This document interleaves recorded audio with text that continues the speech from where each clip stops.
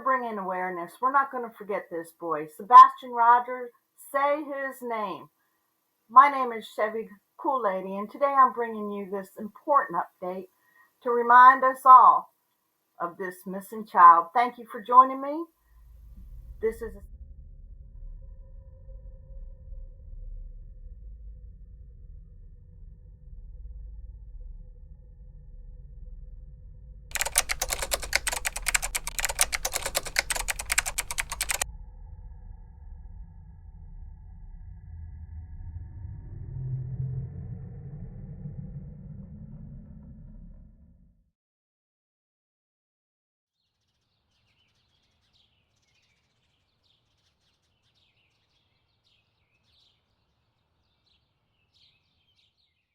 Sadly, today marks the 8-month commemoration that Sebastian Rogers has not been found. This 15-year-old autistic boy is missing to this day. You may remember back on February 26th, Sebastian seemingly vanished from his home in the area of Stafford Court in Hendersonville. An Amber Alert was issued the very next day and remains active this morning. Here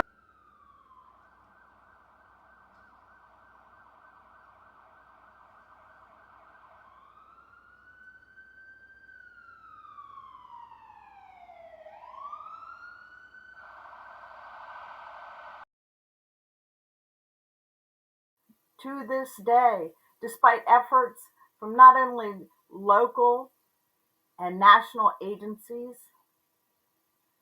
but even Dog the Bounty Hunter joined in and still has not found him. So we're bringing awareness. We're not going to forget this boy. Sebastian Rogers. crews have searched thousands of miles, including across state lines, using drones, helicopters, horses, search dogs, and dive teams with no sightings of the 15-year-old. When we last talked to Sebastian's biological father, Seth, he told us he has not stopped searching for his son. Again, Sebastian remains at the center of an Amber Alert, with the FBI offering a $50,000 reward for information, and Dwayne Chapman, also known as Dog the Bounty Hunter, adding $75,000 to that, raising it to a total of $125,000. As a father, you realize that a lot of things that you do in life is for your children. When they just go missing. I've decided to go over the timeline as best I can in this very mysterious story. Because this is an ongoing investigation, I'm going to try to do this as unbiased as I'm able. We're going to go ahead and break this story into 2 parts so that I can give you an accurate account of what's been going on. You know, the only thing you think about is trying to find them, bringing them home. Everything else is really not important. All right, now we're going to go over the timeline as best as I'm able to with you, and we're going to do this in 2 parts. There's so much information that's been flooding the media. I really want to start at the beginning and try to present this as unbiased as I possibly can. But please feel free to share information and insight in the comment box. I appreciate hearing. The initial disappearance. Early February 26, 2024, Monday morning. The dispatchers at 911 received a call from Hendersonville, Tennessee. This is located just northeast of Nashville. The call was concerning a missing child, 15-year-old boy with autism was not in his house. His mother was driving the neighborhood searching for him. He's missing from Stafford Court, which is a neighborhood where Katie and Christopher Proudfoot live. This is half a mile west from Beach High School, where Sebastian is either a freshman or a sophomore. I'm not clear.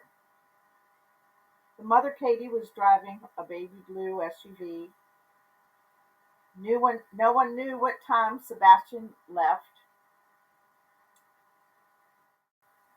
No one knew if it was by his will or if he was coerced into leaving. Last known, he was in the home around midnight. But in the morning, his phone was in the kitchen and his shoes were by the back door and he was completely gone. At first, there was a lot of hope of his return. The canines were led to a construction site nearby. They found some footprints, which led to a retaining pond. The dog actually went into the pond at that point, and they saw no further footprints.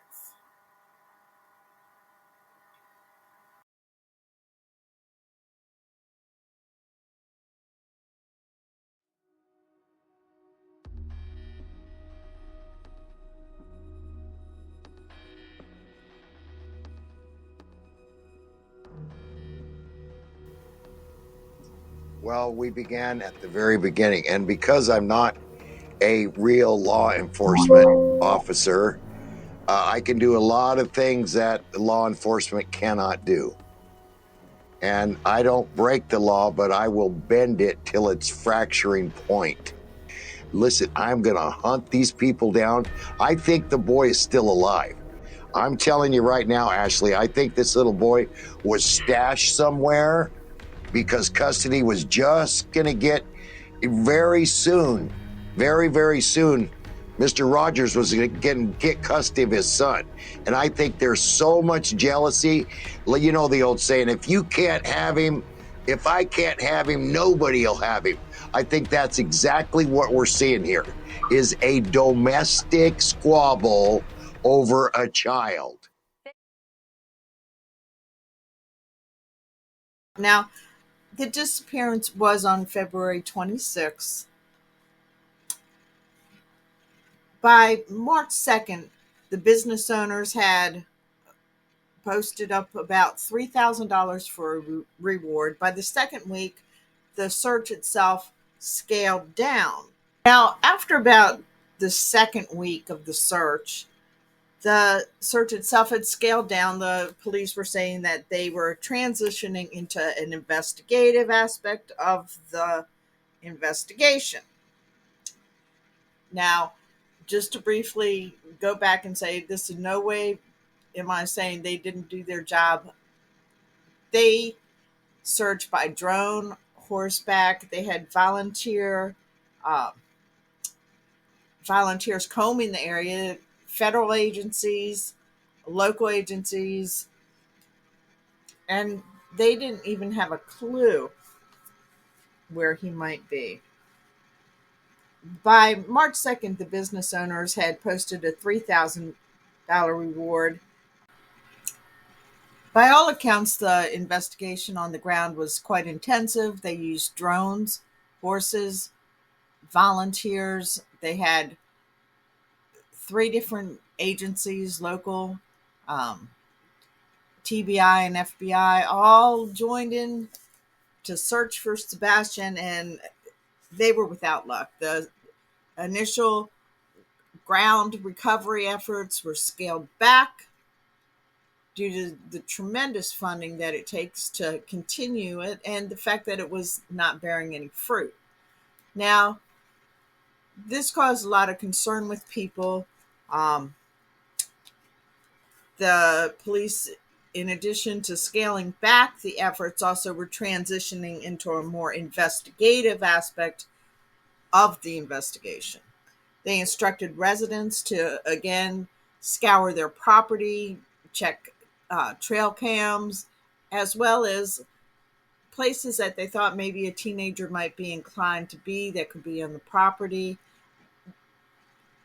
Pretty much they were at a loss. They were asking, the residents to step out and do their part in trying to find this child. Now, they even went to the landfill on, I believe it was March 7th, and that again led to nothing. they determined he was not there.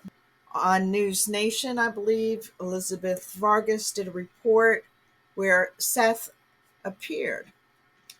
He said he was confused and frustrated.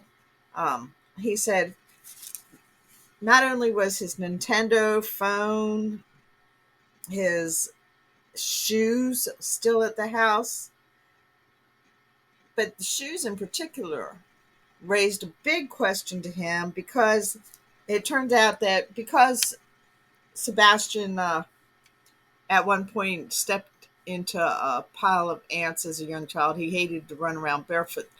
Also, I know that a lot of autistic people have sensitivity to stimulation, and perhaps just the skin, on the ground, and bothered him in that aspect too. I'm not sure. That's just what I had heard about the ants. I believe I heard Seth tell that story. So, it was highly, questionable that he would go outside without shoes. There was major concern also over the Proudfoots, because they had not spoken to Seth in over 2 weeks. The lack of communication really had Seth very concerned also. See, the TBI reported the statement of that the parents had been cooperative in the operation, and also said there are just little clues. All right. So TBI had held a question and answer press release. Foul play had not yet been ruled out, but it had not yet been proven either. So during that question and answer, one of the first questions was asked was which areas were searched. Within the first several days, over 2,000 miles were searched. Law enforcement canvassed the neighborhood. By air, they used helicopter, drone, and a winged plane. They also used thermal image technology. They searched Sebastian's home, residence, the yard, the house, the vehicle multiple times. They searched the neighbors' houses. The family reports, the family reported that he was autistic and was also drawn to water. Okay, very concerning. At that point, the pools in the neighborhood were searched. The ponds were searched. They brought in dive teams to do that. They also went into the caves. Still nothing was found.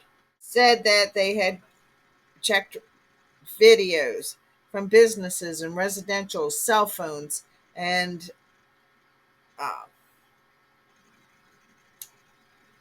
they had tech analysis analyzers come in and check everything out, check out all the video coverage. It looked like about the 14th of March, some surveillance video was released that may be evidential. What was seen was the night of the disappearance, February 26th. Our camera was pointed in the direction of the common area behind the Proudfoot's home, and you could see what appears to be two different people with flashlights roaming around, and you see one of the flashlights actually catch up to the other one, then it goes dark. It's hard to say what that is, but that's what has been determined, who those flashlights belong to, what was going on. We do not know.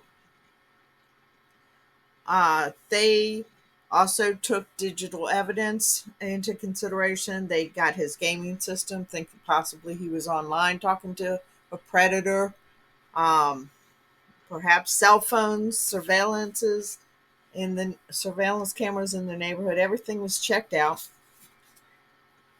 Uh, the Proudfoots and Seth's vehicles, all the parents' vehicles, were identified, as well as, street surveillance.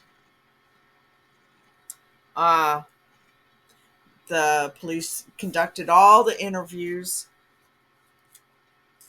They made pleas to the residents to look where a teenager might be, and still, any lead that they had, they would look up and they'd follow, but nothing was leading to Seth himself. Reports that I've seen, although the official investigation was scaled back, Seth continued seeking out any lead he could find. One lead even led to a West Tennessee national park.